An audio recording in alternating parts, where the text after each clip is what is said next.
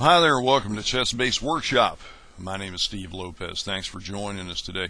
Last time around we were talking about time controls, or actually, I'm sorry, how to play casual games in the Fritz software. Excuse me, games without the clock, where you just give the computer some amount of time to play to ponder each move. This time around we're going to talk about actual time controls, where you and Fritz, or whatever chess engine you happen to be playing, have a certain time constraint. There are two kinds of time controls in Fritz, two general categories of them. And where you'll find them, first of all, is when you launch the program. You see what you're seeing right here in front of us, what I call the main chessboard screen in Fritz. You go over to the home menu, and of course on this ribbon you've got different little blocks categorizing different commands. One of them is called levels, and you have two buttons here. One says Blitz game, one says long game. The general difference is this: a Blitz game in Fritz is not strictly a 5-minute game. A Blitz game, what Fritz defines as a Blitz game, is any game with a finite time limit. Game in X, game in 60 minutes, game in 30 minutes, game in 15 minutes, game in 5 minutes, game in a minute, which is bullet. All those are Blitz games in Fritz. Game in X amount of time is a Blitz game. Long game is any kind of classical time control. So many moves in such and such a time, followed by another time control of so many moves in such and such a time, etc. Let me click on this and I'll show you what we're talking about. In this video we'll talk about the long game button, not the Blitz game button. This is your classical time controls, pretty much. You've got some defaults over here, so we'll click on one of the defaults. For 40 moves, use, we'll say 2 hours.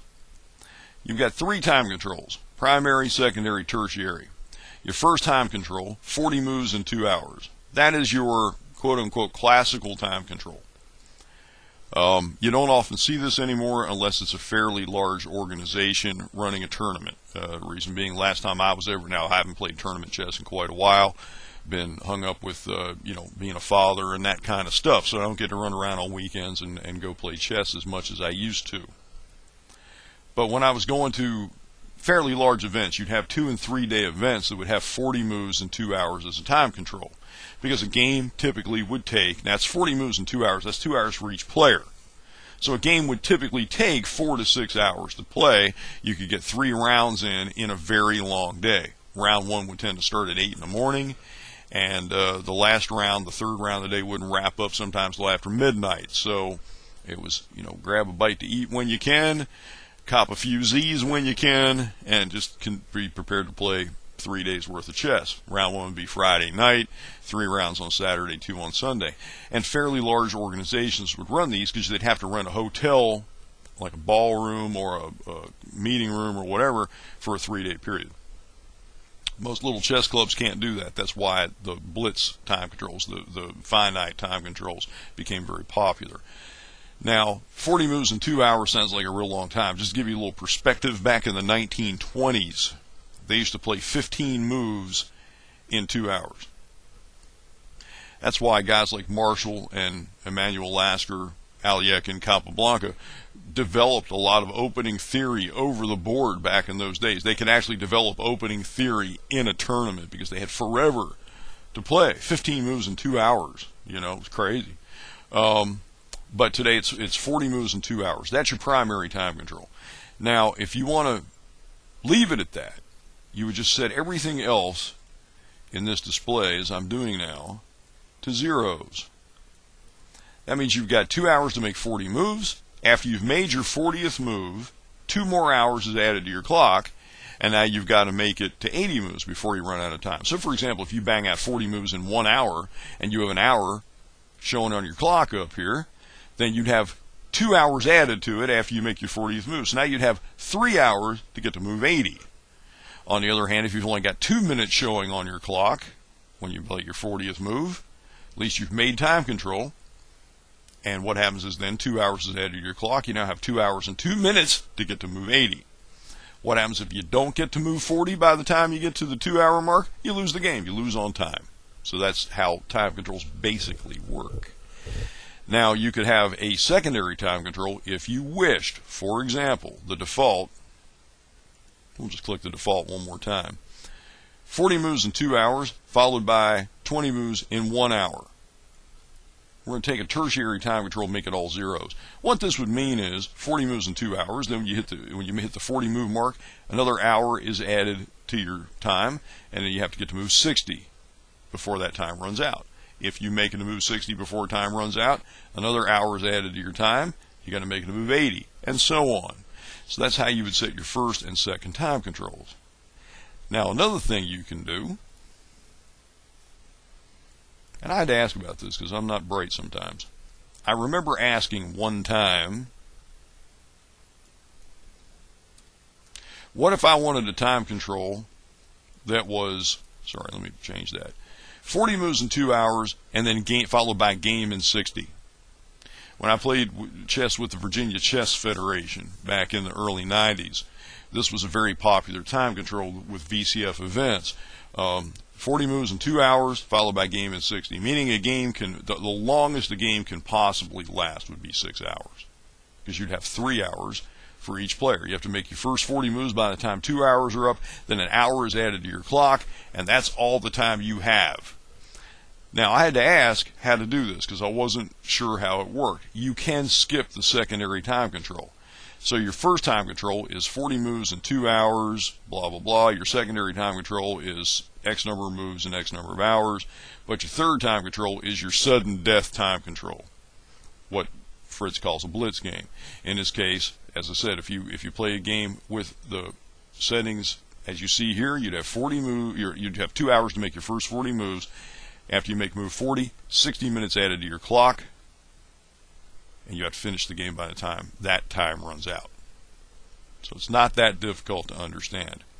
You can combine these. You can mix and match these. So if you want a game of theoretically unlimited duration, one way to do it would be 40 moves in 2 hours, followed by 20 moves per hour thereafter. And the game just goes until you're done. You don't ever have to worry about running out of time unless you're incredibly pokey.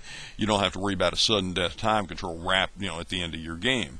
However, if you wish, you can forego the secondary time control and put in a tertiary sudden death time control. Or, if you want, 40 moves 2 hours, 20 moves in an hour, followed by having to wrap the game up in 30 minutes. So you'd have to make your 40th move by the time 2 hours are up. Then an hour gets added to your time after you make your 40th move. You have to make your 60th move by the time, basically by the time 3 hours are up. And then you've got 30 minutes to play the whole rest of the game. So you see how this works. You can mix and match your time controls. If you want a primary, then a tertiary, followed by a sudden death, you can do that. Or if you want a primary, followed by a sudden death, just make sure everything in the secondary time control is zeros. And then you've got your third time control. You'd have 40 moves in 2 hours, then game in 30. It's pretty simple.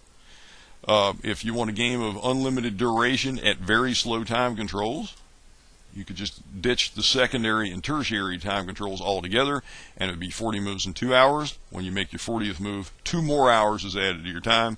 You got to make your 80th move by the time your clock runs out, etc. It's very simple. It's not that hard to understand, and it's a lot easier to understand. It's going to be funny because some people are going to watch this video and not understand what I'm talking about. Then there's other people think I'm over-explaining it. If you've played in chess tournaments, you're real familiar with time controls, in which case I am over-explaining. Whereas if you haven't done this before, it's going to be tough. There's also a fair number of books out there. United States Chess Federation Rules of Chess does explain time controls very well. And I'm sure I've not seen the official rule books for other nations, but I'm sure it's explained in there as well. It's also explained on the internet, so look for chess time controls, and I'm sure you'll find an explanation. But that's what we're going to do with this dialogue, is you go to levels, then click long game to get this dialogue and set your preferred time controls. There's one thing I didn't cover, which is gain per move. You don't often see this. This is the Fisher increment. You don't often see this in classical time controls. And I'm going to explain this in more detail in the video I'm going to do next on the Blitz game time controls. Okay? But this is the Fisher increment. Basically, you would add, let's say, 10 seconds per move. And what that basically means is you have to make 40 moves in 2 hours. But whenever you make a move, 10 seconds gets added to your clock. As soon as you make a move, 10 seconds is added on. So, for example, if you spend a minute making a move, you sit there and you think for 60 seconds, make your move, 10 seconds gets added back. So the net loss is 50 seconds. That's basically how Fisher increment works. You can use the Fisher increment in the long game settings, but it's kind of strange because I don't recall ever having seen a tournament that used classical time controls with a Fisher clock. It's something you more often see in Blitz games of limited duration. Game in 60, game in, or Blitz games of game in 5, or game in 30, game in 20, whatever. That's when you tend to see the Fisher increment added in. We're going to look at that in the next video. Until then, for Chess Base Workshop, I'm Steve Lopez. Please do have fun.